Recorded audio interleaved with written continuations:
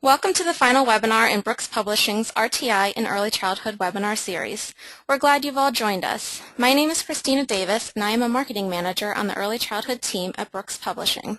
Today's webinar, Preschool Inclusion and RTI for Children with Disabilities, is presented by Dr. Bill Brown. In his presentation, Dr. Brown will discuss the integration of preschool inclusion and RTI principles in early childhood programs. He'll outline challenges and solutions and explain how elements of an IEP and RTI processes can strengthen preschool inclusion. Dr. Brown is a professor in the College of Education at the University of South Carolina. Throughout his career, Dr. Brown has held professional positions as a preschool teacher, a service coordinator with families of young children, the director of a large early intervention program for infants, toddlers, and preschoolers, an applied researcher, as well as a consultant to private and public preschools and state agencies. He has also been an advocate for enhanced early intervention and prevention services for young children and their families. Now, I'm happy to turn it over to Dr. Brown for his presentation. Thank you, Christina. First thing I would like to note is, besides welcoming you also to this, is to note that much of what I'm talking about today is contained in a chapter in the Handbook of Response to Intervention in Early Childhood that was edited by Virginia Bicey and Ellen Peisner-Feinberg. So if you want additional material, you certainly can go to that chapter, and there are a number of other chapters in there on preschool RTI that I recommend reading. As Christina said, I have a relatively long history of working in early intervention services since about the mid-1970s. And oftentimes these have included working in programs that were either investigating or implementing preschool inclusion. And this is just a list of the few places that I've worked. In addition to my professorial role here at the University of South Carolina, I do a lot of work in the community as far as consulting with local education agencies, South Carolina Department of Education, and also the Education Oversight Committee. So I think I have, at least in the state of South Carolina, a pretty good feel for services for young kids who happen to have disabilities. With respect to what I'm going to do today, I'm first going to present information about preschool inclusion. Then I'm going to present information on response to intervention. And lastly, I will suggest a potential integration of response to intervention and preschool inclusion, with an example in social emotional development and with a scheme that we've been developing for a number of years now, over 20. One of the things I want to start out and I'd like to talk to individuals about is that oftentimes we think that contemporary issues are really new and novel, but with respect to preschool inclusion and response to intervention, they aren't new, nor are they novel. I can point to a chapter by Sam Kirk and Johnson as early as 1951, in which they talked about serving young kids with intellectual disabilities in general early childhood programs. So there have been people advocating inclusion for a long, long time, and we'll get into a little more detail about that with some definitions and some look into inclusion. Also, with respect to response to intervention, there's well over 50 years of convergent behavioral research that supports different components that are inherent in or can be used in an RTI response to intervention framework in early intervention. So I would strongly suggest that both preschool inclusion and response to intervention are evolutionary in nature and not necessarily revolutionary.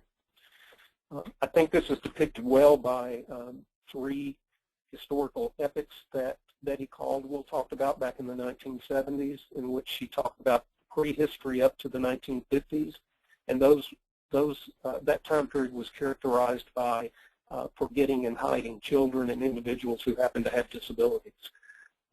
The second epic that she delineated was in the 1950s and 60s, and we actually had some model programs in that were beginning to develop, and also screening was going on in some of the larger communities around the nation, and programs were being developed, but those programs were typically, almost in all cases, segregated in nature. And then in the 1970s and 80s, Caldwell talked about a period of identifying and helping young kids who have disabilities. Now, if you recall your legal history, you'll know that Public Law 94-142 was passed in 1975, and the next large expansion for infants and toddlers and preschoolers in 1986, Public Law 99-457. And those give you the characteristic of beginning to serve populations of young kids with developmental delays. In the mid-1990s, I decided that we needed a fourth ethic added to Caldwell, and I talked about that as being a period up to the present date in which we include and need to find the best ways we can to support children in inclusive settings. So we really have come a long way across time. We've escaped from the bad old days in which individuals were institutionalized, even young children like this young child at Christmas in Purgatory. And we've come a long way in the sense we have over 6 million children in preschool services across this nation. We have over 1.3 million children in state-funded pre-kindergarten programs. We have over 1 million children in Head Start. We have 750,000 children in Part B 619 early childhood special education services, and of course there are a number of other children in child care centers around the nation. So I want to talk a little bit about the rationale for inclusion, because I think that's important to understand that.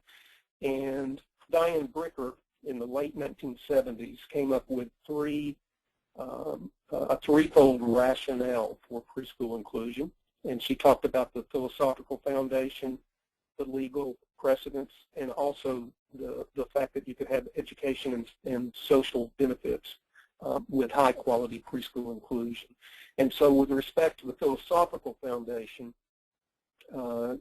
similar to African Americans, Latinos, and women in the 1960s and 70s, parents of young children with mental retardation got together and entered a lawsuit against the Commonwealth of Pennsylvania. And specifically, they asked for a right to a free and appropriate education in the least restrictive environment. Those of you that know special education history and law will note that that's exactly what went into Public Law 94-142 several years later. We also, during the 70s, as a philosophical foundation, had the normalization principle. And, you know, you don't hear that term much anymore, but it basically is the foundation for much of what we talk about in inclusion. And that is the fact that individuals with disabilities and children with developmental delays should be served in as normal and naturalistic circumstances as they can. And out of that philosophical foundation came legal requirements, and most people are very familiar with that, the so-called Right to Education Act in 1975, 94-142. And again, it did require that children have a free and appropriate education in the least restrictive environment. I will note right now that it does not say in an inclusive environment, and that has been an issue for a long, long time. What constitutes the least restrictive environment can be interpreted differently by many people. Since that time, we've had reauthorizations about every 5 years, except for the last decade of IDEA with its safeguards and also its requirements. And what does it actually say, or what does IDEA require? Well, it requires that the maximum extent appropriate children with disabilities are educated alongside children without disabilities, and only, I'll stress that word, only when the severity of the disability is such that education regular classes cannot be achieved. In my mind, and the way I view that, that puts the burden on services to actually demonstrate that a child cannot benefit by being in an inclusive setting. But it would be disingenuous of me to say that there are many people who had different interpretations of that, and we'll talk a little bit about the numbers or proportion of kids included a little bit later. Bricker also noted that there were educational and social benefits of preschool inclusion. She was one of the first people to have a reverse mainstreaming program in the late 1960s in Nashville, Tennessee. But she talked about the benefit of having peer models and the potential for peer-initiated learning. That is, children without or children with developmental delays learning from children without developmental delays. Actually, I would suggest that learning can go both ways in many circumstances. But also certainly the notion of increased peer interactions and peer relations and the potential for friendships is one of those socially meaningful outcomes of preschool inclusion. And another note is that children without developmental delays can become more accepting of and altruistic with children with developmental disabilities. To segregate kids just leads to misinformation and not understanding of the developmental diversity we have in the world. I also want to kind of march through across time several definitions of inclusion, and I want you to note that those change across time. Indeed, I would argue that inclusion, I never heard the word inclusion in the 1970s, but people were talking about mainstreaming.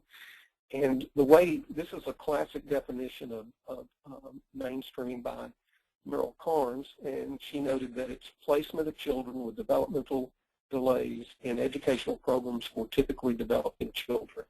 So here you see the basic premise is mere placement of children in general education programs.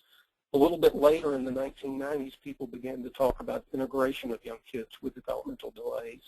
And Sam Odom and I came up with this particular definition. It wasn't unique. Other people were talking also about the need for active engagement, but we define it this way: the degree to which children with developmental delays are active participants in educational groups that contain children without developmental delays. So here we're expanding it beyond mere placement, but talking about how do we get children participating meaningfully in inclusive environments. Because after all, isn't that why kids would be placed in those settings? Later in the 1990s, Maureen Conroy and I also expanded our thinking about preschool inclusion to go beyond the classroom walls, that preschool inclusion was not just something that was to happen in a school setting, but that it was the degree to which children with developmental delays are playing, learning, working, and living with family and friends in their communities. So you see across time this expansion of the notion of inclusion from mere placement to activity and also going out towards the community. Now, I promise I'm not going to read this very long definition by our professional organization, the Division of Early Childhood, but I will note that it talks about active participation and notions of belonging in the wider community. So it's a little bit longer than the one Maureen and I came up with, a little more specific, but it's basically saying that inclusion is something that should be happening in schools, in communities, and across the board, and not restricted just to classrooms. I mentioned that along my professional journey, one of the groups I worked with was the Early Childhood Research Institute on Inclusion. And so that group had a number of different investigators in multiple sites, and we were trying to look at what are the barriers to preschool inclusion, what are some things that might promote preschool inclusion. And these are some synthesis points that came out later after the Institute had finished its work. But I think they're very meaningful. For example, individuals define inclusion differently. We really do have to communicate with one another because you know, what I define as inclusion may not be what someone in Minnesota or someone in Arizona or someone even across the river here in the city of Columbia defines as inclusion. So we do have to be very clear about what we're talking about when we talk about inclusion. The other fundamental fact is beliefs really do influence implementation. If you start out believing that inclusion is not going to work, I would predict it probably will not work. Also, we need to be thinking about that it's programs, not the children, that have to be ready for preschool inclusion. It is about, and the notions of inclusion have expanded out to those of belonging and participating in programs and the community. Collaboration is the critical cornerstone of preschool inclusion. I'll also argue that it's a critical cornerstone also of response to intervention. So collaboration is always daunting, but it's always a factor that's necessary if you're going to create high-quality programs for young kids in the community. Another thing I think we actually forget sometimes is that specialized instruction and support are necessary. We really do need to be looking at what interventions can help children as far as they're participating and being meaningfully engaged in the inclusive environments they find themselves in. And then the other notion is that everybody benefits from inclusion. Adults, families, the children with developmental delays, and children without developmental delays.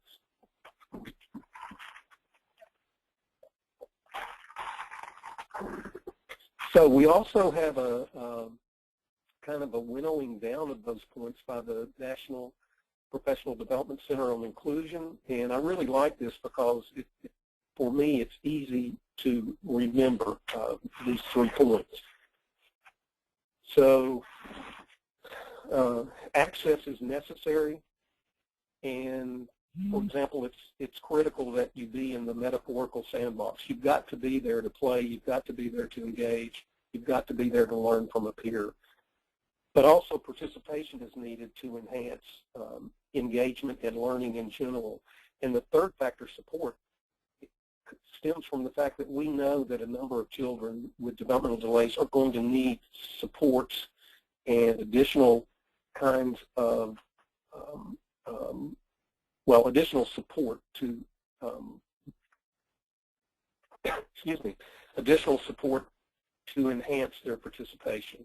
So I really like the National Professional Development Center's 3 points on inclusion: access, participation, and support. And I think you'll see those in contemporary definitions of preschool inclusion.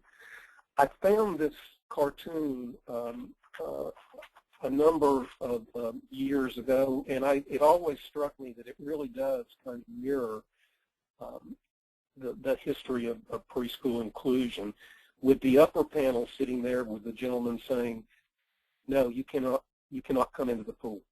And then in the second panel, people decide, well, you can come in the pool, but we're just going to throw you in and you can sink or swim. And I certainly throughout my career have seen that occur on some occasions where there weren't necessary supports for kids and families who were entering inclusive environments. And then finally, the last panel shows that we're going to start out with some fun activities and provide the supports needed that we will fade out later. So I really do think this cartoon captures kind of that evolutionary nature of preschool inclusion. I'm going to stop for a couple of minutes now and see if there's some questions before we go on to preschool RTI.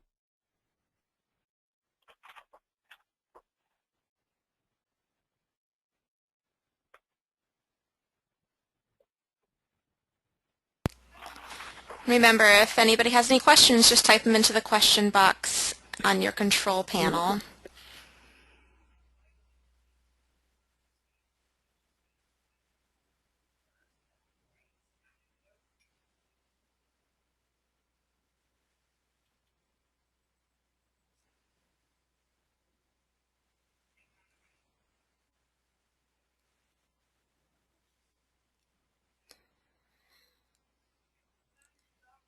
Okay, I don't know how many moments you want to give. It doesn't seem as if we have any questions, so if you want to proceed or Okay. just wait another couple seconds, but I think that everyone is up to speed. Okay. Sounds good. I'll just go ahead and continue, and Oh, I'm I sorry. guess. Oh, um, of course, right when I say let's go, let's see. What are your thoughts of children being taken out of the classroom for speech therapy? well, having been a parent of a child who had that model delivered, that was the option that we got. In his case, it was clearly articulation. So he went with us two other peers who had some articulation difficulties in his preschool, and they had a small group outside of the classroom. I really wasn't too upset about that because they were. I knew the speech therapist was practicing certain sounds and where to put the tongue to enunciate things in a certain way, and I also knew that speech therapist was working directly with his preschool teacher to say these are the sounds we're working on now. So I was comfortable with that. I think where I get a little less comfortable with being taken out of the classroom is if the goal is increasing language, and not just articulation, but increasing language, because I think we know that children learn in context, and the context where children should be learning to talk should be on playgrounds, in classrooms, out in the community, and sometimes that separate out-of-classroom programming may inhibit generalization. There would be people that would disagree with me on that, but I really think it's important that when you're learning language, it be learned in context, and classroom is the more important context there than a therapy room for individual therapy in that case. Thank you. I think that you can proceed. We didn't get any more questions. Okay. All right, I want to turn now to response to intervention. And again, as I said earlier, there's been over 50 years of convergent research, behavioral research on components of RTI, not a full-blown RTI model per se. That's come along more recently with school-wide positive behavior support and response to intervention kinds of approaches for serving kids. These models are based on the public health prevention model, and they've been used often in elementary and secondary schools across the nation. More recently, educators have begun to talk about or discuss, and in some limited cases, employ response to intervention approaches at preschools. I say on a limited basis because, as I said earlier, I know South Carolina better, and there are a few places where people are beginning to have the discussions and participate in the kind of planning that could lead to high-quality response to intervention programs for preschoolers. The U.S. Department of Education has delineated 4 core characteristics of RTI, and those include evidence-based instruction in the general education setting, screening for academic and behavioral difficulties, frequent progress monitoring to know whether or not a child is achieving any goals and objectives that are established for him or her, and then tiered levels of more intensive instruction. And I think you'll see in some of the examples I bring up on preschool RTI and on the hierarchy for promoting social interactions that you'll see that tiered nature, that hierarchical nature to RTI approaches. This is kind of a classic triangle that you see often with response intervention models. And of course, Tier 1 is the universal level where all kids are getting a core curriculum, which you hope is evidence-based, and it's preventive and proactive in nature. But out of that, with the universal screenings that one would do, you may have a group of children, some children who are at risk for perhaps emergent literacy skills, perhaps behavioral problems that need to be dealt with to maintain them in the general education classroom. So you do have a Tier 2 where some kids are getting small group kinds of remedial activities or teaching and learning opportunities. And then, of course, at the most intensive level of the intervention or tiered system is a small number of kids who have highly individualized and highly intensive kinds of interventions that are used with them, and those interventions are usually longer in duration, and you know, they're very, very intensive. And so it's good that it's generally just a small number of kids. And if we look at the proactive nature of response to intervention, many of those problems should be handled in Tier 1 or in Tier 2.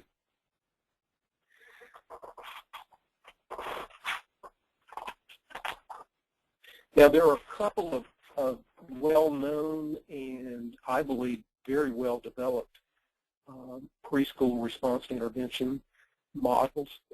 This is one, recognition and response, which was developed by Virginia Vicey and Ellen Peisner-Feinberg at the in North Carolina at the Frank Porter Graham Institute for Child Development.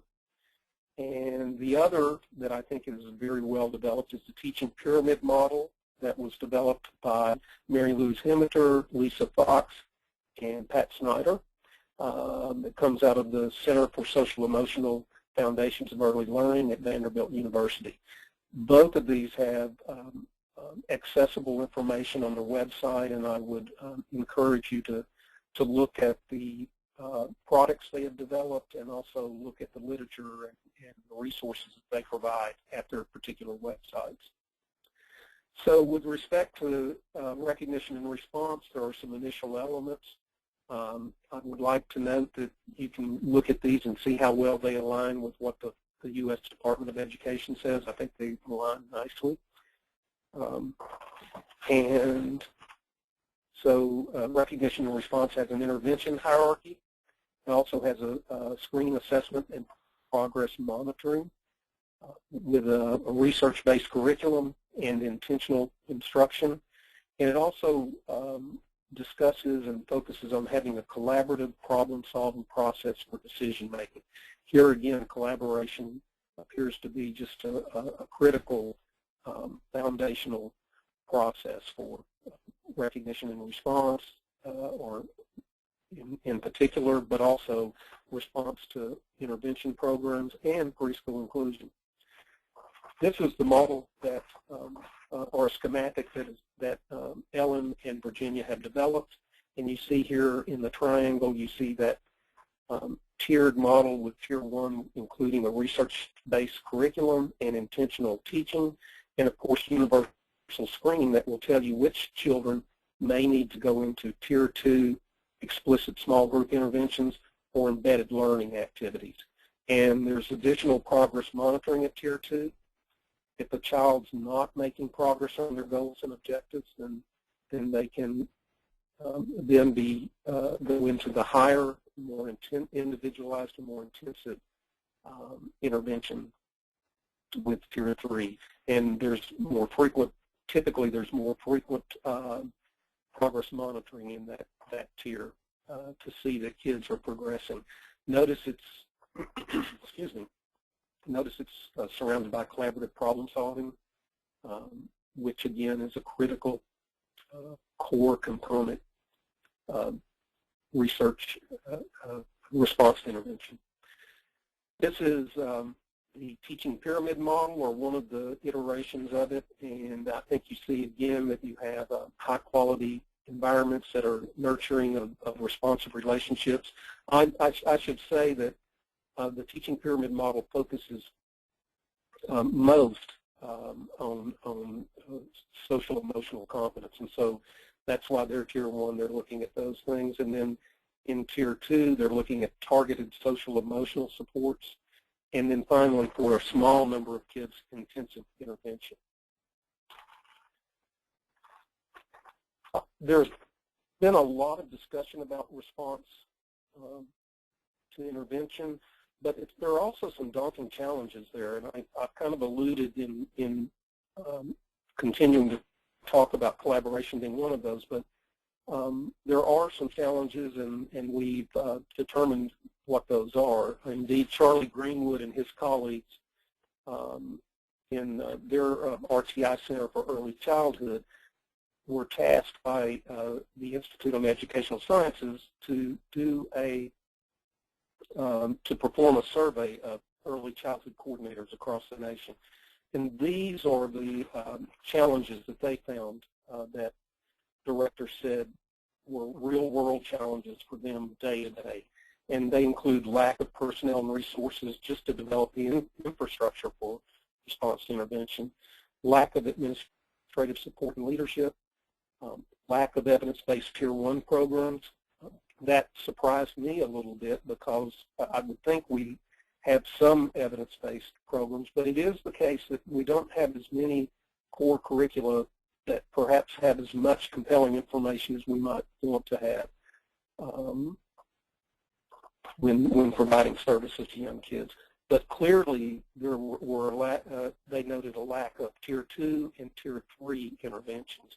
Indeed, that's what Charlie and his colleagues spent 5 years doing, was investigating what are some feasible and practical and efficacious kinds of interventions that one can do at Tier 2. There does seem to be sometimes a lack of progress monitoring measures and difficulties in establishing collaborative relationships.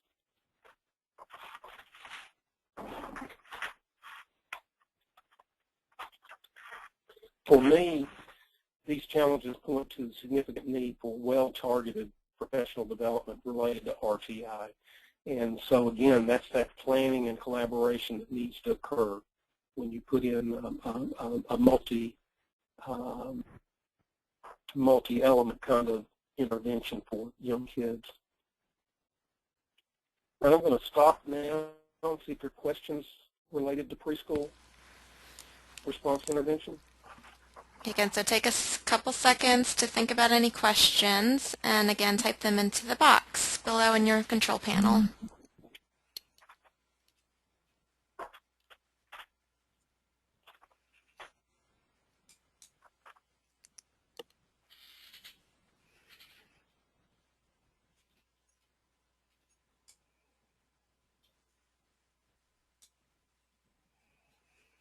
And of course, if you think of a question after Dr. Brown has proceeded with his presentation, we can certainly go back to your question at the end of the presentation to get your question answered.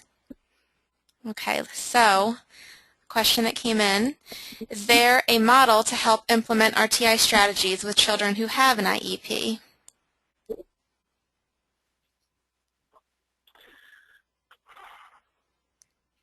I wouldn't think that the model would vary whether a child had an IEP or not.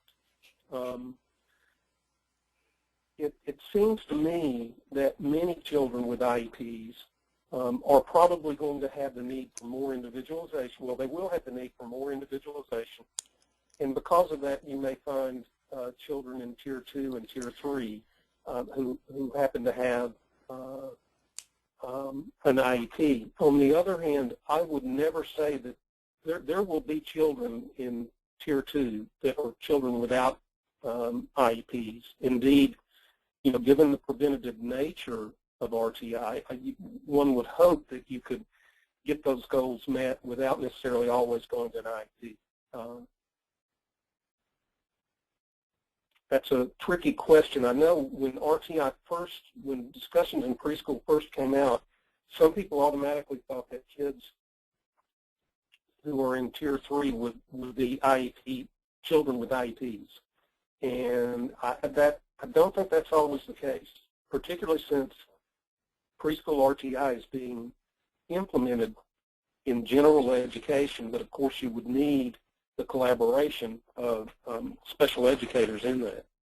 I know in Charleston County we're beginning discussions about preschool RTI, and we're making sure we've got at the table the Director of Early Childhood Programs, the Director of Early Childhood and Special Education Programs, you know, and that those people are together, and not all of the kids that will receive services will be IEP kids.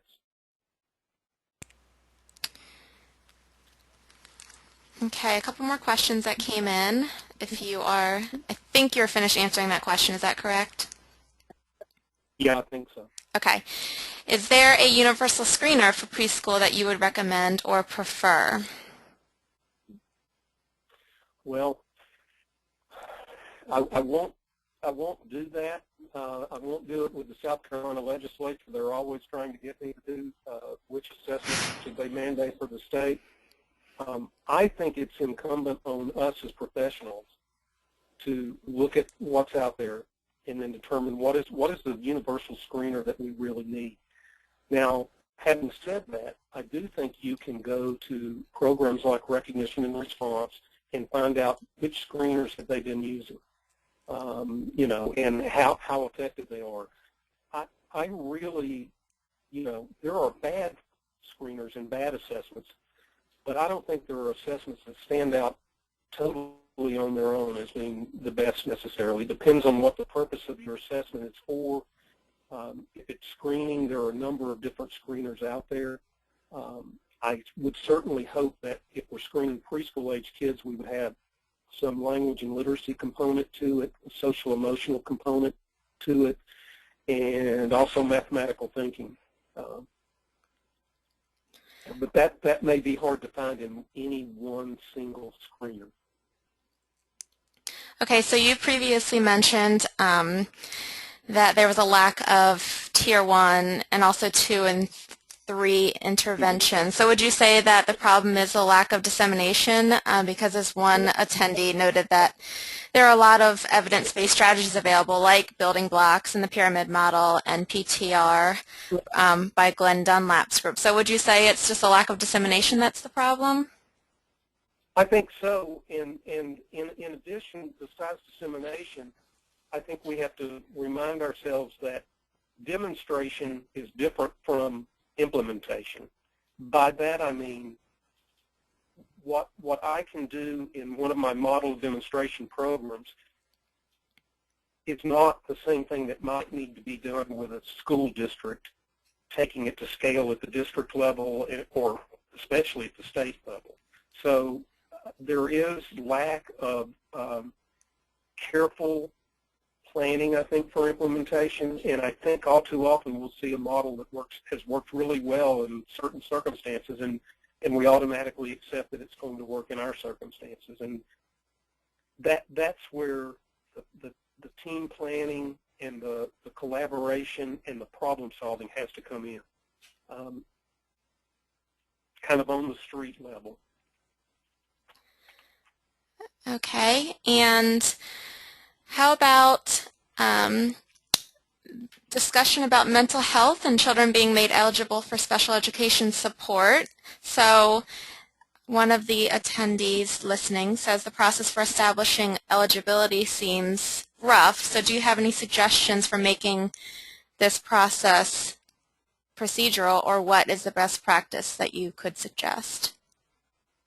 So if I understand that, Christina, it's talking about children who have specific mental health needs and how they would be made eligible for IEPs? Yes. Okay. I'll just note, by the way, my first job was with a mental health institute in Tennessee, and that's ultimately where we began working with young children with autism and severe behavioral difficulties. It seems to me, well, first of all, let me just acknowledge, I don't have the answer.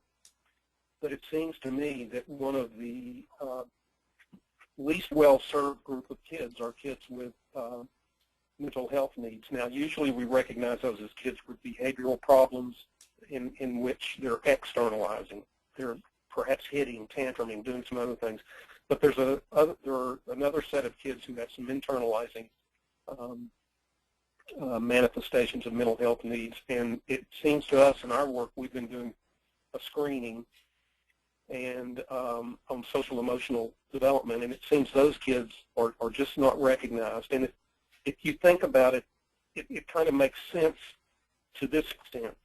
If a child's acting out, hitting, crying all the time, running away, that child gets noticed more than the child who just sits in the corner and doesn't necessarily cause problems, but they're not getting the most out of their educational placement. But that's very, very hard, and the literature I've read on mental health and behavioral disorders in younger kids is that's the least, that's the smallest category of kids that in IEPs. Kids are placed in for other reasons. Now, they may have behavioral difficulties or mental health issues, but they're typically placed under the general developmental delay or even speech and language sometimes. So that's very, very difficult. I once established a preschool program that had mental health services in it by contracting with a mental health center to have a psychologist. That's been done at different places, but with the Great Recession, we saw a lot of that just going away. It's one of the first services taken away.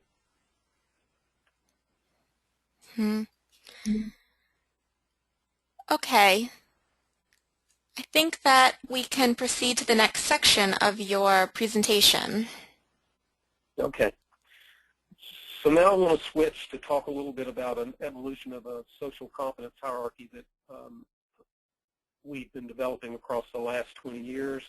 But I want to start out with a definition so we kind of are all on the same page a little bit about social competence. And this is how we defined it a while back: the use of social behaviors to accomplish social tasks that are judged as appropriate and effective by significant social agents, such as parents, teachers, peers, in a child's social environment. So I think that if you deconstruct this to a certain extent, you'll see that it's social behavior in your environment that's deemed as appropriate and effective by those that are around you. So just to show you that this was an evolution of a social competence hierarchy, we began thinking about a hierarchical approach. Today, it would more likely be called a tiered approach. Back in the 1990s, and our first iteration of it was not a very well elaborated model with 3 tiers. And then our second iteration in the later 1990s got to be more elaborate with more inclusion of evidence-based kinds of social interaction programs and interventions. We also wrote about it in 2001, and our latest iteration was in a chapter from a social competence book we did in 2008. This is that hierarchy, and we've been looking at some different kinds of tiered models. And I'd just like to say, with respect to this, that the classroom interventions that you see at the bottom are analogous to Tier 1 universal procedures. They include social competence curricula or social competence kinds of activities that we know help children socially interact with one another. There are affective interventions in which we talk about developmental differences among kids and have guided discussions about that. That's looking at kind of the attitudes of young kids. Certainly inclusion is part and parcel to that classroom intervention, and the notion of having developmentally appropriate practices as kind of the context that everything else goes in. Tier 2, the naturalistic interventions are like Tier 2 interventions in the sense you have group activities like friendship activities. You also have incidental teaching of social behaviors, and that's analogous to the intentional teaching and learning activities you might have in Level 2.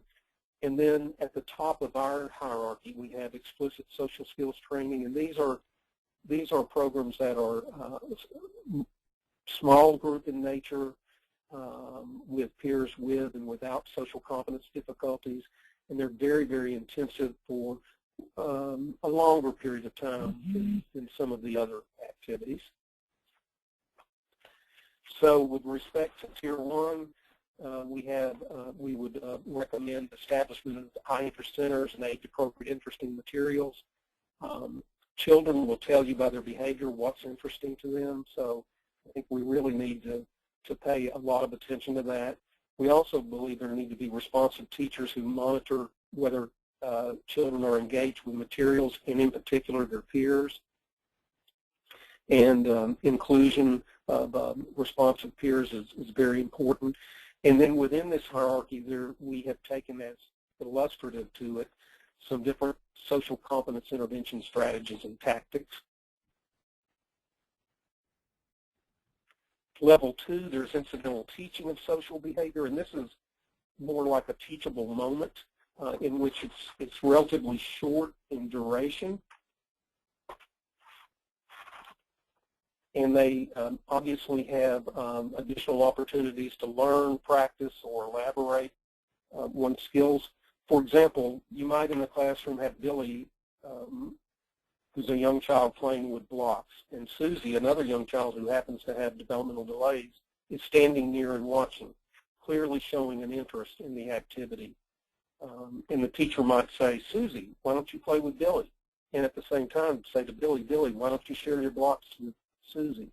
That in and of itself may be enough for some children to begin that interaction with one another, sharing, taking turns, and other kinds of activities. Now, not all kids, that will not work with all kids, and those kids may need the additional practice in other kinds of interventions. But at least as a Tier 2 intervention, it's good to see which children might benefit from that and then implement incidental teaching of social behavior for them. Another naturalistic intervention would be friendship activities, and these are they are teacher-planned and directed activities in which antecedents, encouragements, and consequences, acknowledgement of kids' peer interactions take place. There are opportunities in which kids can have a high number of peer models, rehearsal of prosocial responses, and get praise for their positive social interactions. Again, friendship activities, the antecedent and consequent conditions, the encouragements and the acknowledgments are embedded within a routine song or game or activity. Again, for example, while playing the traditional game of musical chairs, each stoppage of the music with finding a chair, the teachers could encourage kids to give one another a high five, give one another a hug, compliment one another, and use those prosocial behaviors that we know have a high likelihood of eliciting a positive social response from peers. Again, it's the notion of providing a planned activity with a number of opportunities for children to socially interact with teachers guiding it, but not necessarily teaching it in a didactic kind of way. So similar to incidental teaching with friendship activities, you get lots of opportunities in common preschool activities. With respect to the most intensive level of social skills training, there are explicit social skills training such as developed by Howard Goldstein and his colleagues, and it's called, it's small group training, and oftentimes called buddy training, in which there are specific social strategies that are taught in addition to skills. But one of the strategies is stay, play, and talk with your buddy. And this is taught in a very small group of socially responsive peers and children who need to be more positive in their social interactions. And certainly during those small group occasions, children have opportunities for social interaction. But also throughout the preschool day, you would have your peer buddies, and you would be able to maybe remind kids, oh, remember to stay, play, and talk with your buddy, if you went for a while without seeing any positive social interactions.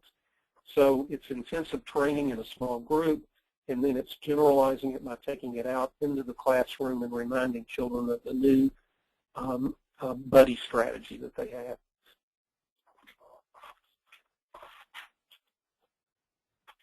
So the hierarchy for promoting young children's peer interaction, I would contend, is an RTI-like, a response to intervention-like system for positive social behaviors. We never really cast it in that way, but I hope you can see that it does meet some of those Department of Education guidelines about having universal services and then providing additional services and supports for kids with respect to their social competence.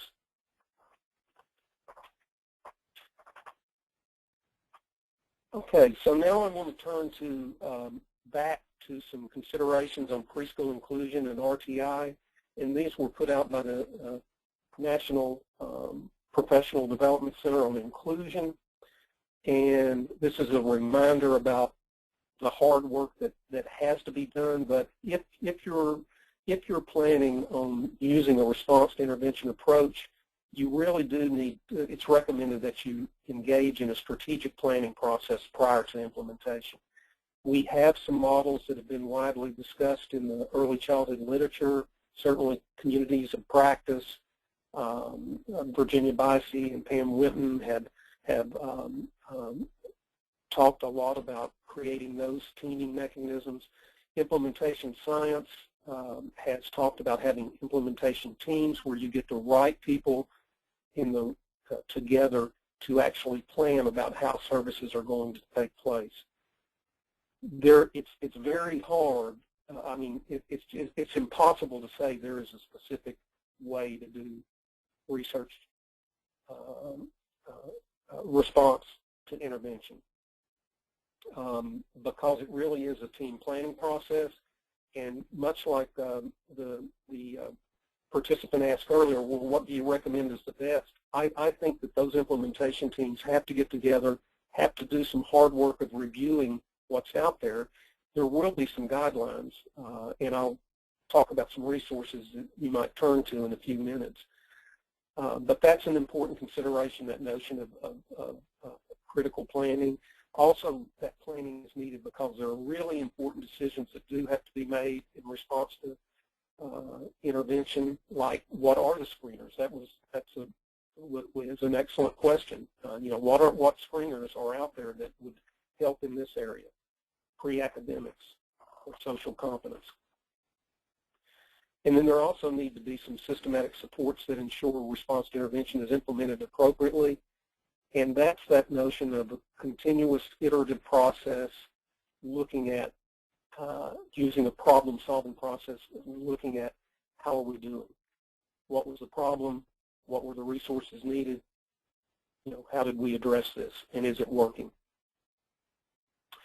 So I think the good news, although I probably didn't satisfy the participant by saying I'm not going to recommend a particular screener, but the good news is that we do have a lot of resources out there that those that are interested in inclusion and preschool RTI can turn to.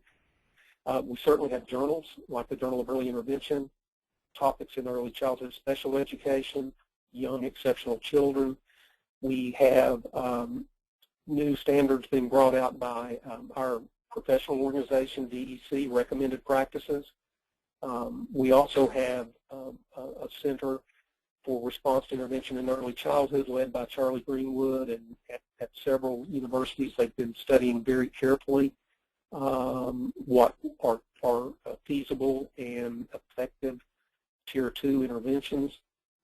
Certainly the Center on Social Emotional Foundations of Early Learning with its teaching pyramid and materials is a resource that people should avail themselves to and look at carefully when they're considering response to intervention approaches. We also have a National Professional Development Center on Inclusion at Frank Porter Graham Center. And then the Connect modules also out of the Frank Porter Graham Center have a specific one of 7 modules that is the tiered instruction. And so I think all of those would be excellent resources to begin to look into what are going to be the components of response to intervention in your local agency or local school district. In 2012, the National Professional Development Center put out a concept paper on response to intervention, and you know, I put down the link for that for you. Most of these things, you know, nowadays you can Google and get in, and they're pretty accessible even for someone who's technologically impaired like me. I can typically get to the information, but I would recommend that you take a look at that if you're interested in response to intervention.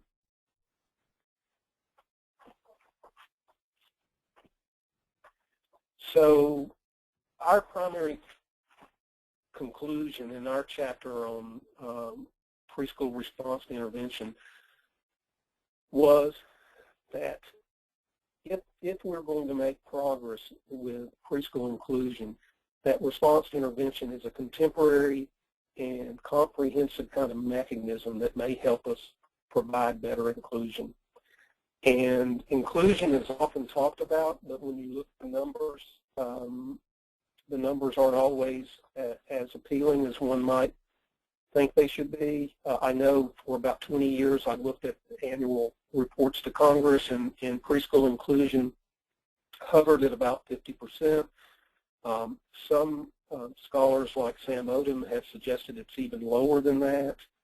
And that's kind of troubling if you think, if you stop to consider that many of the children served, 3-, 4-, and 5-year-old children served in Part B 619 services are children, so-called speech-only children.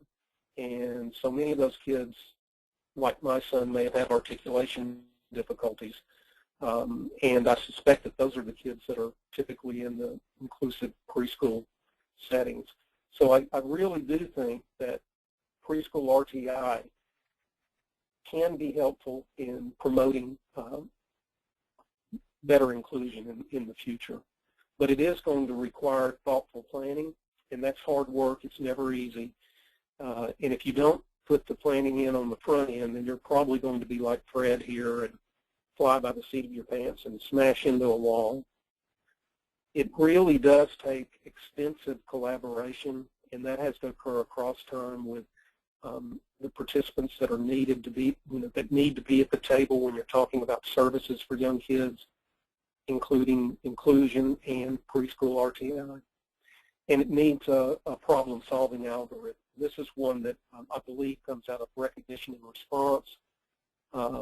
And you see that it's relatively simple, but also elegant and powerful in nature, I think. You have to define what the problem is.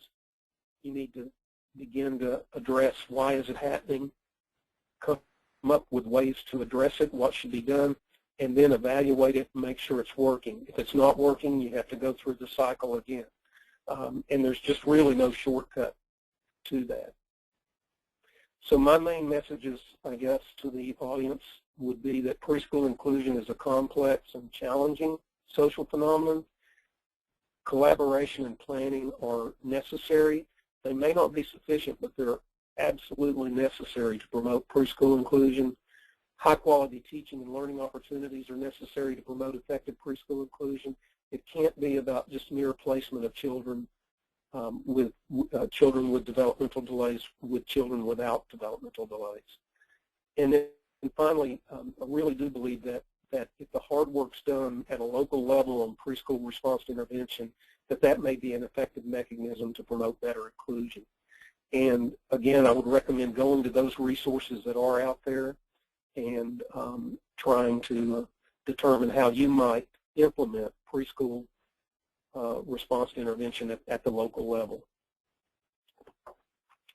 Okay, I'll stop there now, Christina. Okay, yes, those are some great takeaways from your presentation. So if anybody has any questions on any of that, submit them now. I will hang on for a few seconds, maybe more.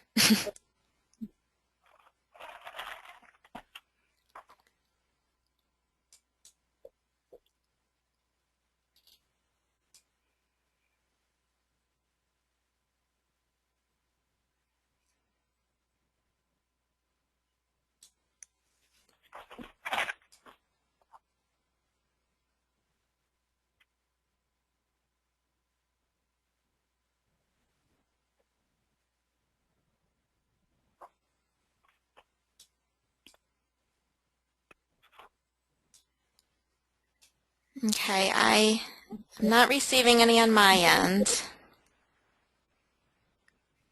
Oh, one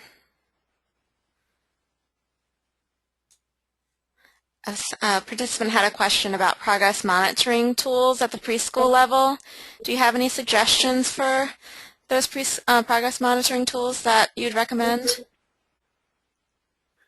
Again, one of the points I'm trying to make is I think oftentimes we have to develop those on our own, and it depends on what a child's learning about. For example, I spent a fair amount of time talking about social interaction, kinds of social interaction kinds of interventions, and I think you almost have to develop your own. It might be a rating scale, it might be a brief, short observation.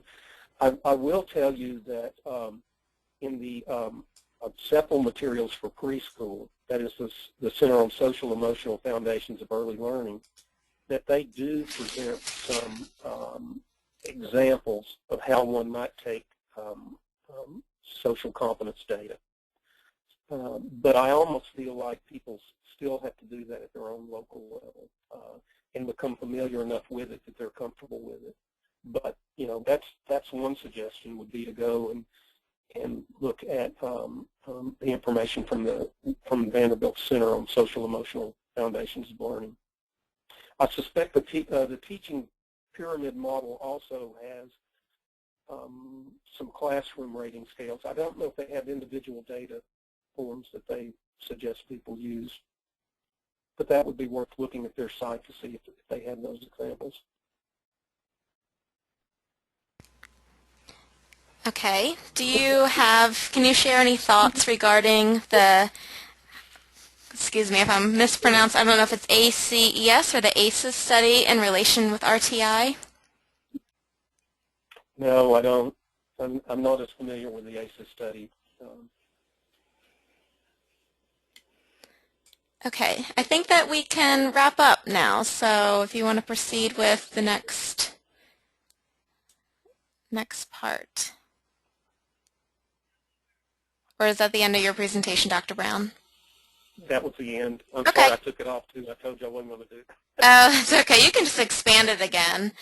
So, again, I'm just going to give you some more time to submit questions if you have any, but on behalf of Dr. Brown and all of us at Brooks, I want to thank you all for joining us today, and a big thanks to everyone who has participated in the additional webinars throughout last fall and this spring. You really helped make the series a success, and we hope you've all learned a lot from the presentations.